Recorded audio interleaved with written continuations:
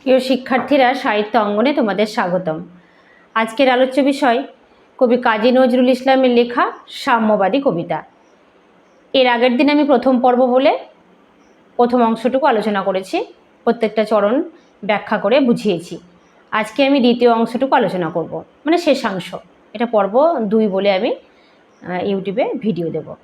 তোমাদের যদি ভালো লাগে তোমরা অবশ্যই লাইক এবং সাবস্ক্রাইব করে দিও। সাম্যবাদী, এটি একটি কবিতা, কবি কাজী নজরুল ইসলামের লেখা। এই কবিতাটি সাম্যবাদী কবিতাগুচ্ছের অন্তর্গত ছিল। প্রথমে 1925 খ্রিস্টাব্দে যখন লাঙল পত্রিকায় প্রকাশিত হয়, তখন এই কবিতাটি সাম্যবাদী কবিতাগুচ্ছের অন্তর্ভুক্ত ছিল।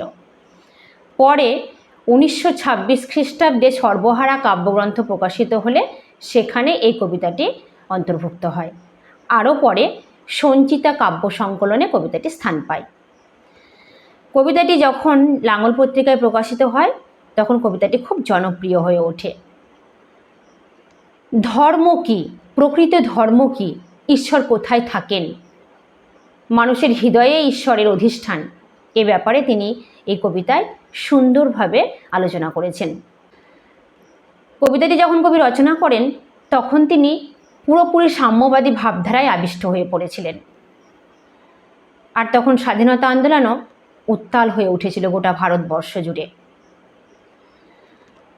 সমাজে নানান রকম বৈষম্য, অর্থনৈতিক বৈষম্য, ধর্মের দিক থেকে বৈষম্য, জাতিগত বৈষম্য কবি নজরুলকে খুবই ব্যথা দিত। তিনি খুবই ব্যথিত হতেন। তিনি স্বপ্ন দেখতেন এমন এক সমাজের যেখানে কোনো রকম বৈষম্য থাকবে না, কোনো শ্রেণীভেদ থাকবে না, শুধুমাত্র একটাই পরিচয় হবে, সেটা হচ্ছে মানুষের পরিচয়। সেই রকম সমাজের স্বপ্ন দেখতেন। কবি প্রত্যক্ষ করেছিলেন কিছু ধর্ম ব্যবসায়ীরা বিভিন্ন রকম ধর্মগ্রন্থের ভুল ব্যাখ্যা করে সমাজকে ভুল পথে চালিত করে, সমাজকে কলুষিত করে। তিনি একটা লাইনে, আগের দিন আমি বুঝিয়েছি, একটা লাইনে তুলে ধরেছেন, কোরআন, পুরাণ, বেদ, বেদান্ত, বাইবেল, ত্রিপিটক, জেন্দাবেস্তা গ্রন্থ সাহেব পড়ে যাও যত শখ। এগুলো আমরা যত শখ, আমাদের যত ইচ্ছে মতো আমাদের শখ পূরণ করে আমরা পড়ে যাই না কেন, আমাদের কিন্তু কোনো রকম কোনো লাভ হবে না, আমরা কিন্তু ঈশ্বরের দেখা পাবো না। কারণ ঈশ্বর আমাদের হৃদয়েই বাস করেন। সেই হৃদয়ে যদি আমরা অনুভব করি, সেখানে যদি সন্ধান করি, তবে আমরা ঈশ্বরকে পেতে পারি। অন্যত্র সন্ধান করলে ঈশ্বরের সন্ধান মিলবে না, একথা তিনি মুক্ত কণ্ঠে জানিয়ে দিয়েছেন। আজকে এই অংশ থেকে পড়ছি, বন্ধু বলিনি ঝুট। বন্ধু মানে সমস্ত সাধারণ মানুষকে, ভারতবাসীকে বন্ধু বলে সম্বোধন করে বলছেন, আমি কিন্তু মিথ্যে বলিনি। কি মিথ্যে বলেননি? যে মানুষের হৃদয়েই ঈশ্বরের অধিষ্ঠান।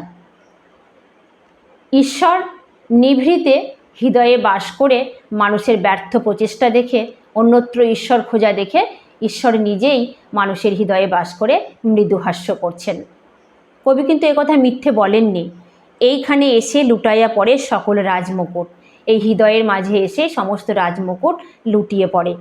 এই হৃদয়ে সেই লীলাচল, কাশী, মথুরা, বৃন্দাবন, বুদ্ধগয়া, এ জেরুজালেম, এ মদিনা, কাবা ভবন, মসজিদ এই, মন্দির এই, গির্জা এই হৃদয়। এই হৃদয়ে সমস্ত ধর্মস্থান। এইখানে বসে ঈশা মূষা পেল সত্যের পরিচয়। এখানে বসেই, মানে এই হৃদয় মন্দিরে বসেই ঈশা মূষা সত্যের পরিচয় পেয়েছেন। এই রণভূমে বাঁশির কিশোর গাহিলেন মহাগীতা। এই হৃদয় মন্দিরে বসে গাইলেন বাঁশির কিশোর, মানে শ্রীকৃষ্ণ মহাগীতা গাইলেন। এই মাঠে হলো মেষের রাখাল, নবীরা খোদার মিতা। এই হৃদয়ের ধ্যান গুহা মাঝে বসিয়া সাক্ষ্য মুনি, ত্যাজিল রাজ্য মানবের মহাবেদনার ডাক শুনি। এই হৃদয়ের ধ্যান গুহা মাঝে, এই হৃদয়ের মানে মনুষ্য হৃদয়ের দুঃখ যন্ত্রণাকে হৃদয় দিয়ে অনুভব করে সাক্ষ্যমুনি অর্থাৎ ভগবান বুদ্ধ, ভগবান গৌতম বুদ্ধ রাজবৈভব ত্যাগ করে নিরঞ্জনা নদীর তীরে তপস্যা করে সিদ্ধি লাভ করেন এবং মানুষের দুঃখ থেকে পরিত্রাণ লাভের উপায় উদ্ভাবন করেন। সেই হৃদয় দিয়ে অনুভব করেন এবং মনুষ্য হৃদয় মন্দিরে বসেই সেই তপস্যায় সিদ্ধি লাভ করেন। এই কন্দরে আরব দুলাল শুনিতেন আহ্বান, এইখানে বসি গাহিলেন তিনি কোরআনের সামগান। আরব দুলাল এই হৃদয় মন্দিরে বসেই আহ্বান শুনতেন এবং এইখানে বসেই কোরআনের সামগান রচনা করতেন, গাহিলেন। মিথ্যা শুনিনি ভাই, এই হৃদয়ের চেয়ে বড় মন্দির কাবা নাই। কবি মুক্ত কণ্ঠে স্পষ্টভাবে জানিয়ে দিচ্ছেন যে তিনি মিথ্যে বলেননি। তিনি যা বললেন এই সাম্যবাদী কবিতায়, তিনি কিছুই মিথ্যে বলেননি। এই হৃদয়ের থেকে, মনুষ্য হৃদয়ের থেকে, মানুষের থেকে, মনুষ্যত্বের থেকে বড় মন্দির কাবা কোনো কিছু নেই। যা কিছু মিলবে সব কিছু মানুষের হৃদয়ে মিলবে। মানুষ অনন্ত শক্তির অধিকারী।